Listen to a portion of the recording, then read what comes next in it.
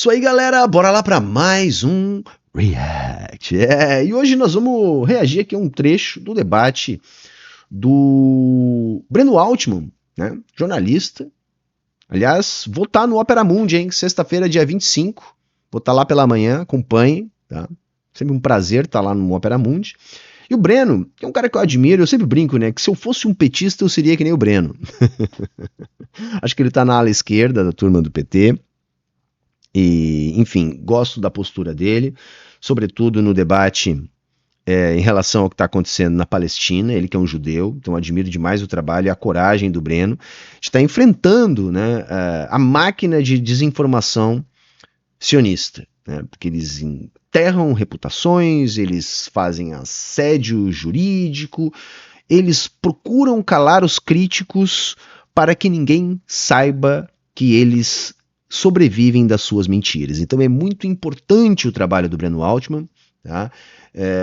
Então eu admiro a sua postura de enfrentamento a essa questão, mas não só essa questão. Acho que ele é um profissional competente e ele é bom de debate, viu? Eu assisti há poucos dias aqui o debate dele com o camarada Jones, que são duas figuras que eu respeito e admiro, assim, pela sua capacidade de interlocução.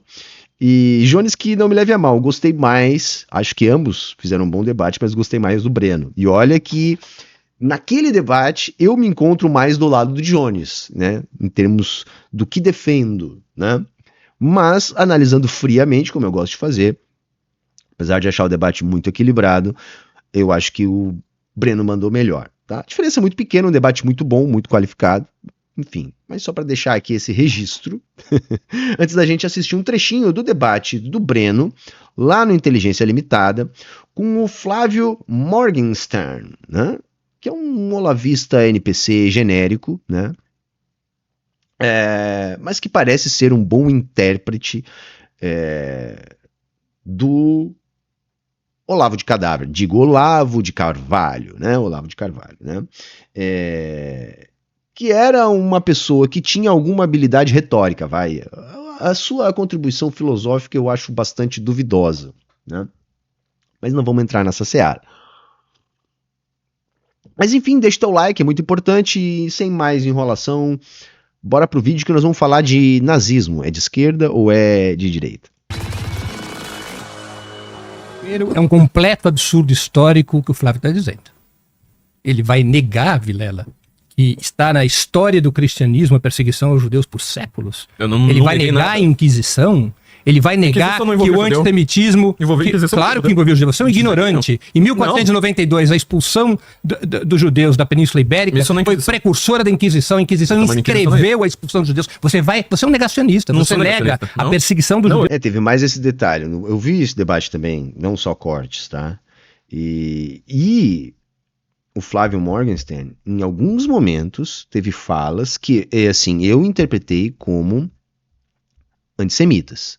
Assim, o próprio Breno o acusa de ser antissemita em função da postura que ele estava tendo no debate, né? Porque, veja, uma coisa é você ser antisionista, né? Que eu acho legítimo e correto. Outra coisa é você ser antissemita, né? Mas há uma diferença bastante grande, né, entre essas duas coisas, né? Até porque nem todo judeu é sionista, e enfim, por uma série de outras questões que nem cabe entrar aqui agora. Mas vamos lá, vamos ver a discussão. Deus pelo cristianismo. Não, você empilha livros, você não estuda. Vou te contar uma coisa, existe uma diferença. Tipo, o cara ir num debate, empilhar 4, 5 livros em cima da mesa, que você vai ler ali, você vai abrir os livros aí para tirar citações durante o debate, é isso? Tá ali marcadinho, você trouxe ali marcadinho com post-it, porque não pode usar celular, é a cor do debate. Não sei, cara, não me pega bem isso aí. Diferença entre conhecimento e sabedoria. Conhecimento é saber que tomate é uma fruta. Sabedoria é entender que o tomate não pode ser usado para fazer salada de frutas. Você pode até saber que o tomate é uma fruta, mas você acha que dá para fazer uma salada de fruta com tomate. O cristianismo é um vetor da perseguição ao antissemitismo por séculos, expressando as diferentes estruturas do cristianismo na Europa, tanto os protestantes, tanto a reforma contra a contra-reforma, quanto os católicos. O discurso religioso do antissemitismo é o discurso cristão, que vai impulsionar o conservadorismo no âmbito do antissemitismo. Por isso o antissemitismo é tão forte na Europa ainda do século XX. E Hitler vai pescar nessas águas. Ele tira o antissemitismo destas experiências, desta perseguição que vinha das décadas anteriores. Mas já que estamos falando de judaísmo, eu vou te fazer uma pergunta. Importante isso aí, importante, porque é lógico, gente, assim, toda a postura de maneira geral da Igreja Católica não tinha como alvo exclusivo os judeus, mas que existia este elemento também. Isso é um fato histórico, isso é bastante bem documentado, o Breno não está falando nada que seja estranho. Da mesma maneira que o Breno está falando em relação, não só nesse trecho, acho que não é o trecho que eles vão debater isso, mas em outros momentos do debate eles debatem isso, que é a fortíssima ligação da Igreja Católica com a ascensão do nazismo na Alemanha. Tá? Isso também é fartamente documentado. Quer dizer que a Igreja Católica é nazista como um todo? Não, não. Né? A Igreja Católica é uma coisa muito grande, também tem setores internos, não dá pra gente fazer essa associação. Mas que, na ascensão do nazismo, houve um colaboracionismo, né, de ambas as partes, também é fartamente documentado e registrado pela história. Eu acho que ela é relevante para esse debate, já que você, de uma maneira perigosa, falou do tema judaísmo, com alguns traços de antissemitismo, o que me deixa muito preocupado. A negação da perseguição aos judeus pelo cristão é um negacionismo antissemita. Eu não neguei. É um negacionismo antissemita. A Inquisição é um grave. Eu quero aqui deixar registrado que isso é um grave negacionismo favorável ao antissemitismo. A Inquisição como é próprio do pensamento conservador. Quando se nega que o cristianismo, por séculos, perseguiu os judeus, isso é antissemitismo. Você fica repetindo, eu quero deixar registrado. Ele negou. Mentindo, você tá mentindo porque você é mentiroso. Mentiroso, ele vai ficar repetindo. Fica mentindo porque você é mentiroso. Você é mentiroso. Ele negou que o cristianismo... Vai bater na mesa? Não, eu tô falando, não tô negando, você fica repetindo. O bicho pegou, o bicho pegou. Não. Inquisição, eu falei antes, eu acho que não foi o que eu disse. Eu tô apontando, porque você tá mentindo. Mentiroso, você tá sendo mentiroso porque eu não neguei. Você fica repetindo aí porque eu vou fazer uma pergunta. Ou seja, fica... Eu vou fazer uma pergunta. Na resposta você... Eu vou fazer uma pergunta que vai ajudar a esclarecer essa afirmação negacionista de Flávio Morgenstern, afirmação negacionista sobre o papel do cristianismo na perseguição aos judeus. Parece o Nicolas Ferreira, né? Parece o Pavinato. É simples. Você escreveu, na abertura de um dos seus artigos, que o nazismo era contra o sionismo, utilizando essa afirmação como uma prova de que o sistema liderado por Hitler seria de esquerda, já que a esquerda também seria anti-sionista. Poderia explicar melhor essa sua posição? Posso, tem livros aqui para isso. Tem livros que eu aprendi na USP, Origens do Nacionalismo Judaico, tá? Do Jaime Pinsky, tá? Livro que eu aprendi, estudei isso aqui na USP, Nacionalismo Judaico. Ele nasce, inclusive, como um movimento da esquerda. O sionismo, ele tem alguns traços marcados ali no começo com a ideia do kibbutz, ou seja, um tipo de coletivização, de construções coletivas, mostrando que, na verdade, toda essa ideia, ela surge de um amálgama. A risada do Breno é assim, ó. Eu sei porque eu já me vi nessa situação. Quando o cara tá no debate, o outro começa numa linha que tu sabe que, nossa, mano, se tu vai falar isso aí, tu tá muito fudido. É aquilo ali que diz o sorriso do Breno. O cara começa só nessa linha aí. Agora, eu quero pegar essa afirmação que você ficou repetindo 400 vezes aqui, sabe, de uma maneira ridícula, porque você não tem argumento. Eu já tinha negado, ele ignora o fato, né, ignora a realidade. Como todo esquerdista faz, fica apelando a uma palavra e fica repetindo aquele negócio. Você conhece um cara que era ministro da propaganda que tinha um método parecido, essa ideia de ficar repetindo até que uma mentira se torne uma verdade? Eu conheço um ministro da propaganda que tinha exatamente este método, tá? O cristianismo lá, se você... Ele tá querendo dizer que o Goebbels era de esquerda. Os caras são uns artistas, velho. Os caras são uns artistas. Assim, ó, eu já vou adiantar aqui, galera. Nazismo de esquerda é o terraplanismo da história.Entendeu? Eu sei que é clichê, mas é equivalente. Você dizer assim, olha, nazismo, fascismo são ideologias de esquerda. É a mesma coisa, tá? É que você dizer que a Terra é plana. Tá? Assim, porque não há discussão nesse sentido, gente. Sabe? Não existe nenhum historiador, mesmo os de direita, que tenham coragem de dizer isso sem ser reduzidos a propagandistas de think tanks, sabe, e apologistas, porque assim, é uma questão tão superada, sabe, tudo bem, na história você pode fazer revisionismo, né? Desde que seja um revisionismo feito com método, que você consiga provar que você tem uma tese mais forte, né? Assim, cientificamente falando, que aquela que está estabelecida. Pode acontecer. Mas algumas coisas que vão sendo ratificadas com o tempo, com tantos estudos, como por exemplo o nazifascismo, mudar tudo desta maneira, que é isso, tá? Dizer que nazifascismo é de esquerda, você tem que mudar toda a historiografia, toda a sociologia, toda a ciência política, sabe? Assim, ninguém fez isso. Nem se tenta fazer isso, porque são teses muito fortes, muito bem amarradas, muito bem fundamentadas. Então você não encontra ninguém. Entendeu? Você não encontra ninguém que não seja um picareta que se dispõe a dizer isso, gente. Entende? E assim, você vai encontrar alguns que até não podem ser classificados como picaretas, que vão dizer o seguinte, vão dizer, olha, não são boas ferramentas esquerda e direita para fazer avaliação do espectro político. Tá? Isso também é questionável, mas é mais fácil de defender do que dizer que o nazismo é de esquerda. Entende? Então é melhor dizer assim, não, direita e esquerda não dá mais para usar, sabe? Não é útil. Não só para esse caso da avaliação do nazismo, como para qualquer outro. Aí você até vai encontrar alguma coisa nesse sentido, que também é difícil de defender, mas é menos difícil de defender do que nazismo de esquerda. Não tem.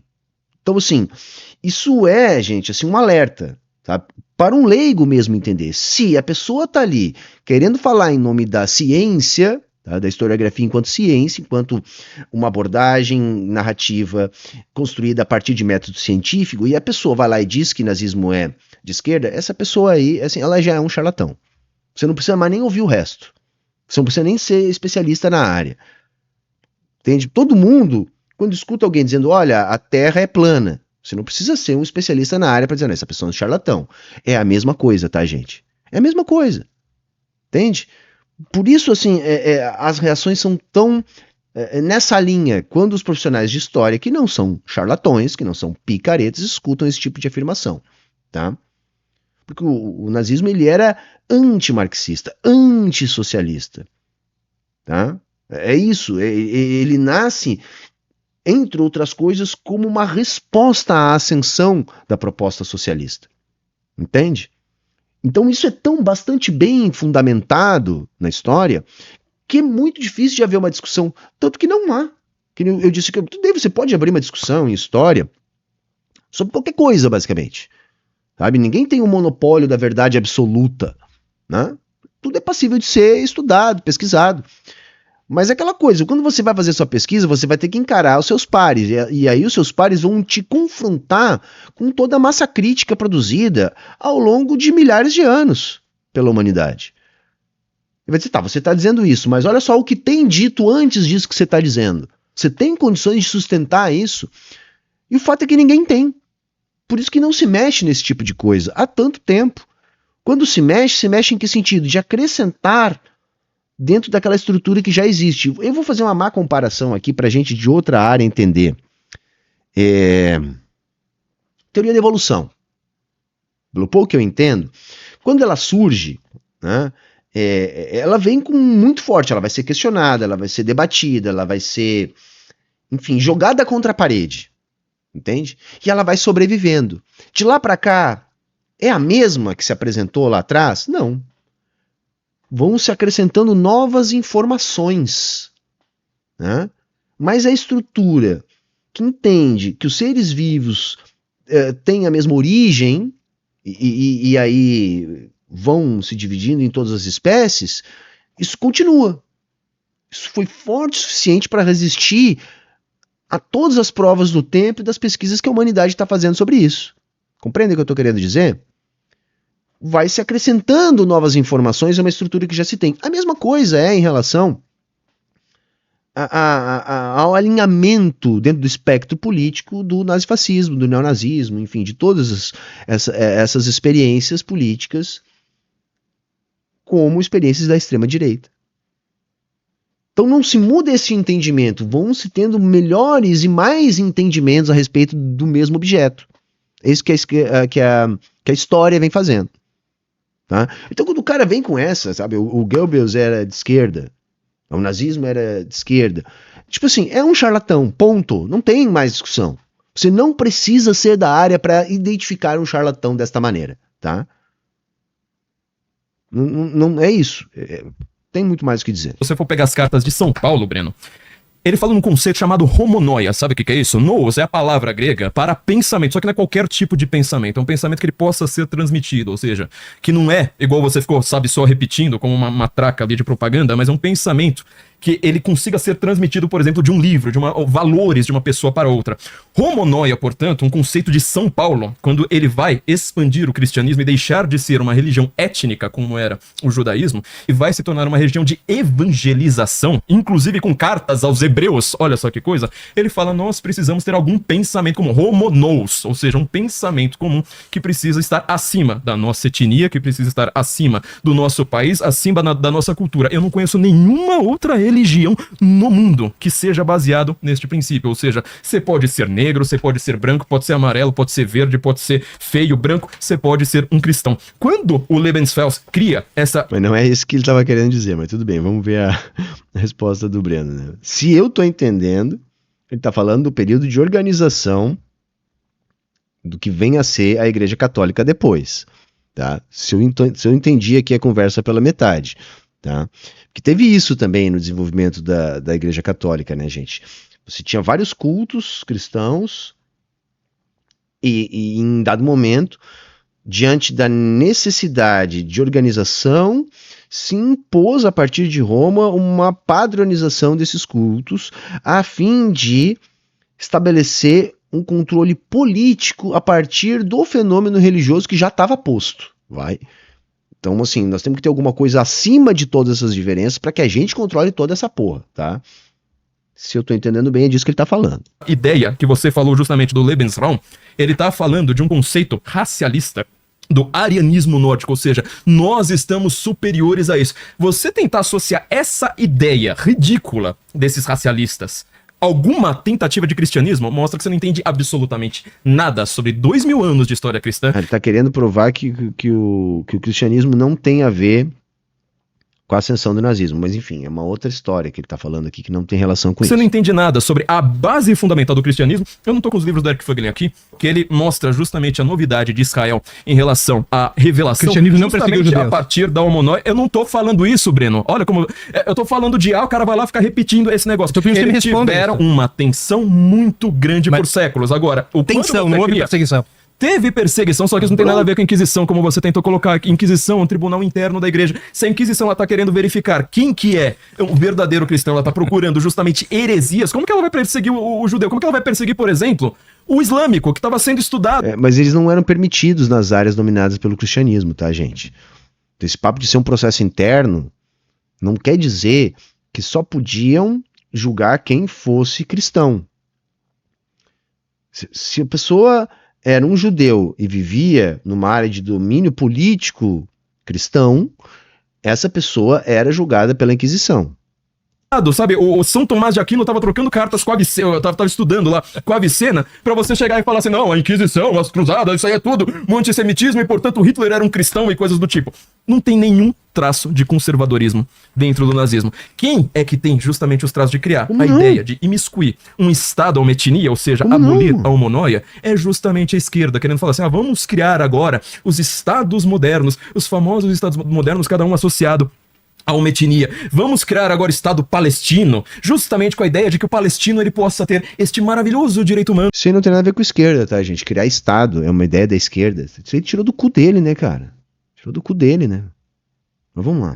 De abrir a porta de casa, respirar fundo e falar, aqui não tem nenhum judeu na minha vizinhança. É este o modelo que a esquerda preconiza, que não tem absolutamente nada a ver. Onde? A esquerda não é internacionalista, cara. Não é isso, mano. Né?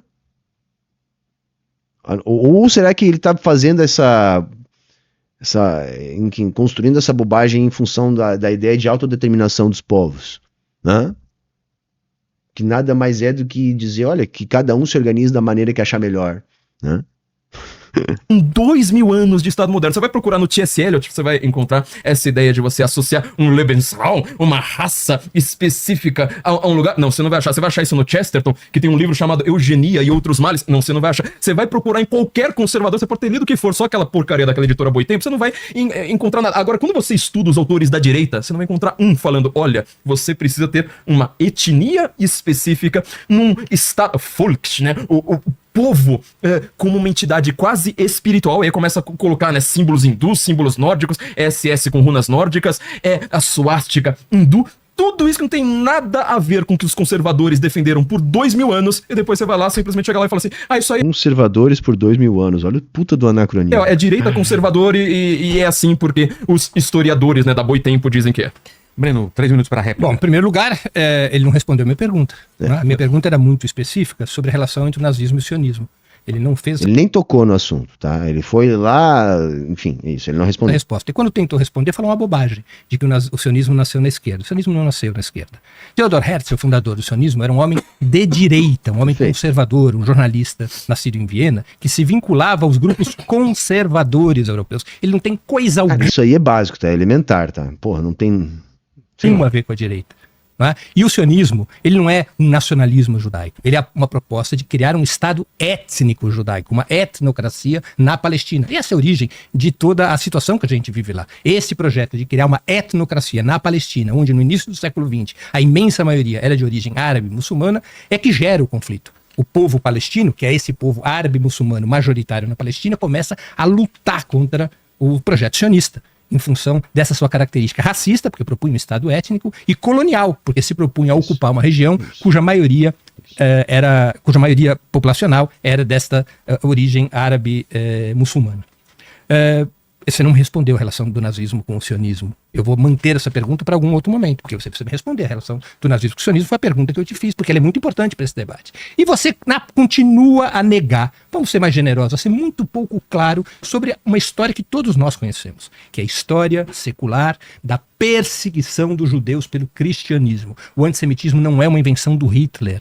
O antissemitismo está inscrita na Europa medieval, na Europa antiga, na Europa medieval e na Europa moderna, nos grandes grupos e partidos conservadores. O discurso antissemita sempre esteve presente nesses setores por quem Flávio Morgenstern tem simpatia. O cristianismo foi uma força fundamental na perseguição aos judeus. E você comete um grave erro histórico, uma grave deformação ao dissociar a Inquisição da perseguição aos judeus. É muito simples, Vilela. Se você pegar qualquer pessoa aqui nessa sala, cujo sobrenome seja, por exemplo, o nome de Magno, Oliveira, Silveira, todos foram nomes de judeus que tiveram ou que se converter de maneira efetiva ao catolicismo, ou que disfarçaram sua crença religiosa judaica para escapar da Inquisição. São chamados marranos, né? Os judeus marranos.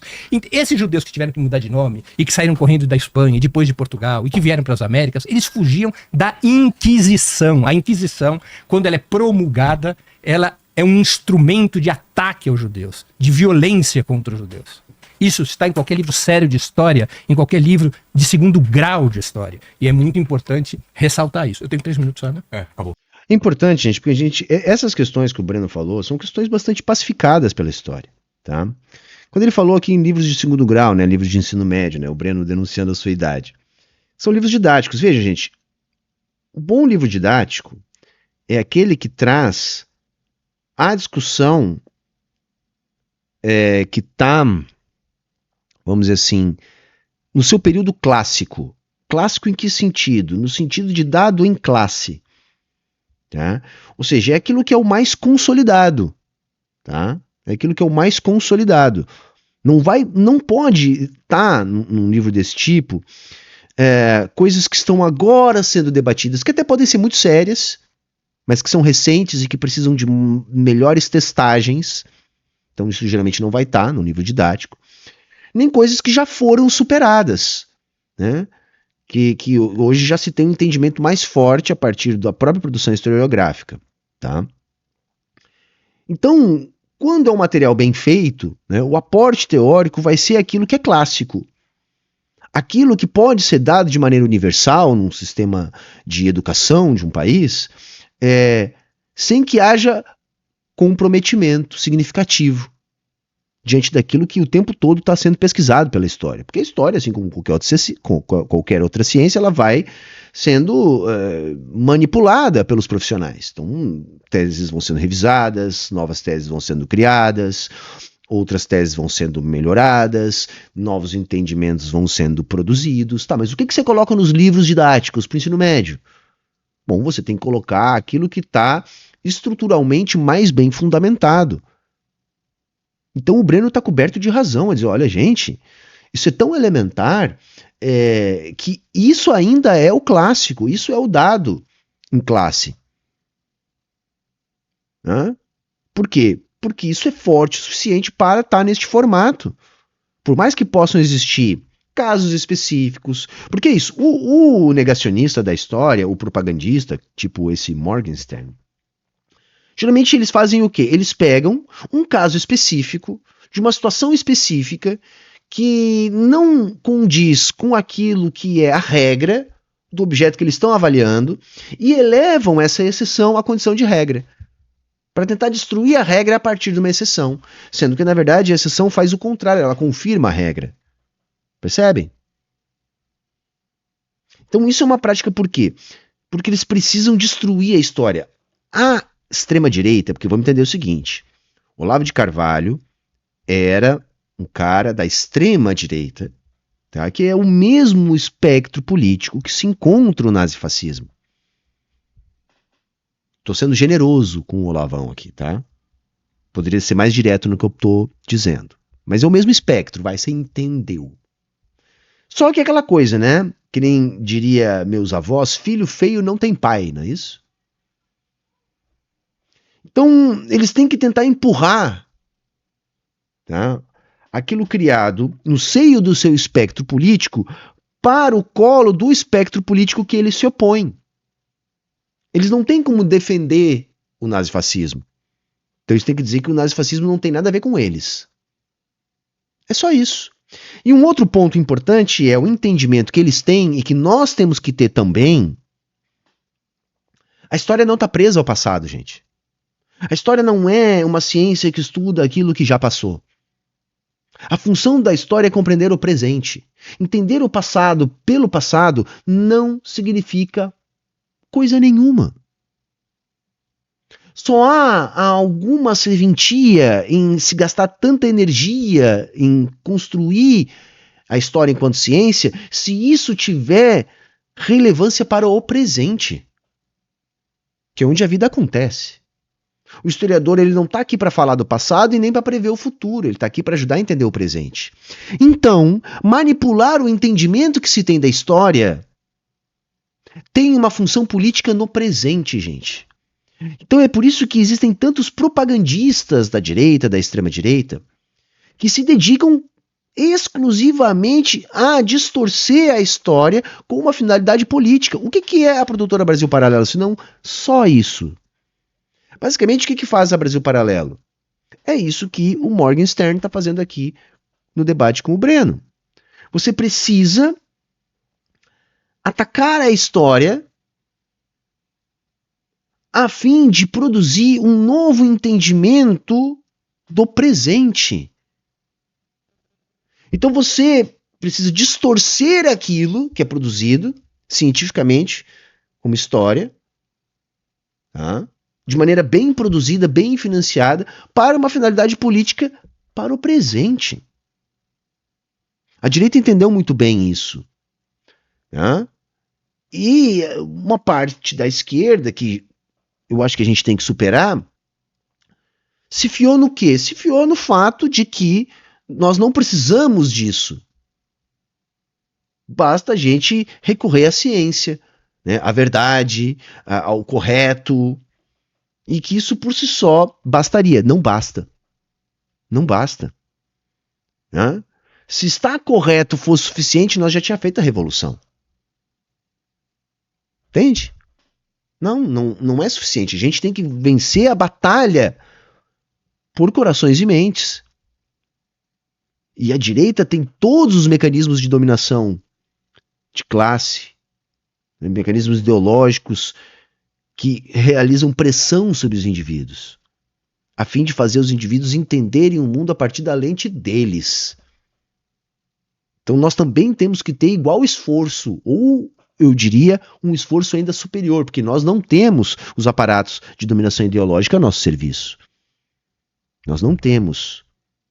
Ah, mas a universidade, ela não é um aparato ideológico da esquerda, gente. No máximo, a gente pode tentar fazer pequenas disputas dentro de pequenos espaços do conjunto da universidade. Isso de fato acontece, porque uma coisa que nós temos que entender quando a gente fala em aparatos de dominação ideológica é o seguinte: não é porque eles existem que não existe luta, tá? Existe luta. Os aparatos de dominação ideológica são poderosíssimos. Mas não há passividade do outro lado, existe luta. E é essa luta que a gente tem que fortalecer, porque senão a gente capitula antes de entrar na guerra. Então é importante esse enfrentamento público do debate, como o que o Breno está fazendo aqui. Então agora para a última pergunta do bloco, Flávio pode comentar o que ele falou e fazer a última pergunta para o Breno. A Inquisição foi simplesmente o tribunal que criou uma coisa chamada inquérito, ou seja, você tem a obrigação da mesma pessoa, na verdade você definir que uma pessoa possa ser investigador, a outra pessoa vai ser juiz, a outra pessoa vai ser vítima. É exatamente o contrário do que acontece no Brasil de hoje. Eu acho uma pena que os profissionais do direito, né, os operadores do direito usem, por exemplo, o termo, né, algo inquisicional justamente para definir algo que a Inquisição proibia, que hoje, né, nessas famosas democracias, tudo isso aí era permitido. Olha só, o cara, vejam só, e aí isso eles tentam fazer como se fosse algo palatável. O cara tá defendendo a Inquisição, gente. Sabe assim, eu tenho um profundo respeito por todas as religiões enquanto elemento cultural fundamental, né? Então, assim, por mais que a gente possa criticar o cristianismo, a gente tem que entender o elemento cultural do cristão, que em determinadas circunstâncias pode ser, inclusive, um elemento de resistência, né? Dadas as circunstâncias. Mas tem algumas coisas, tipo a Inquisição, né, que não dá para adorar pílula, não dá para passar pano, gente. Mesmo você que é um cristão católico, tá? Você pode ser um cristão católico. Pô, o Padre Júlio é um cristão católico. Que dentro dos seus espaços, né, constrói espaços de resistência popular. Então eu não preciso nem ser um cristão para entender aquele elemento cultural como algo positivo para o trabalhador. É isso que eu estou querendo dizer. Você pode ser um cristão católico. Mas se você é um cristão católico e não fizer uma avaliação crítica da Inquisição, você está sendo um reacionário. E aí você não precisa ser necessariamente um reacionário. Entende o que eu estou querendo dizer? Não tem como defender a Inquisição. É isso que eu estou querendo dizer. Não tem. Você pode ser um cristão católico, praticante. Ainda assim, você não tem como defender a Inquisição. Você pode colocar em perspectiva, você vai fazer uma análise crítica, porque a própria igreja fez isso. A própria igreja católica faz uma avaliação crítica da Inquisição, que ela mesma promoveu. Mas que para essa turma, também vamos entender o seguinte, tá? Essa turma não é um simples cristão. Para essa turma, sabe, o Papa não é um conservador. Para essa turma, o Papa é um esquerdista, globalista. Entende? Então, se quer... Vejam bem, o cristão que não reconhece, o cristão católico, tá, gente? Que não reconhece o Papa, ele é o quê, gente? Dentro do catolicismo. Embora talvez a maioria deles não diga abertamente que não reconhece a autoridade do Papa, eles são profundamente críticos à figura do Papa. É progressista, é esquerdista, é globalista. Não é um bom católico. Vejam bem, o Papa da Igreja Católica não é um bom católico para essa turma. Agora, para o católico, o que é ou o que deveria ser o Papa? Tá entendendo? É isso só que eu tô dizendo. O Israel realmente nasce como um nacionalismo étnico. O que eu falei foi sobre justamente o modelo estrutural, econômico daquilo que Israel tinha se colocado como no seu princípio. Agora, vamos lembrar, né?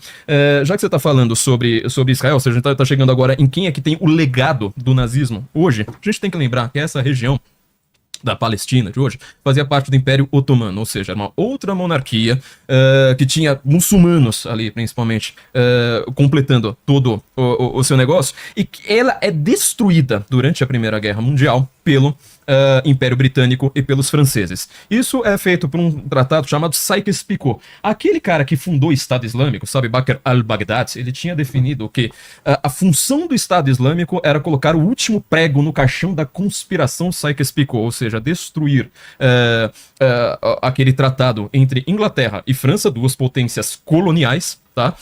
E colocar de volta uma espécie, não é o Império Otomano, não, mas é um califado, o mesmo modelo religioso que tinha ali no Império Otomano, tá?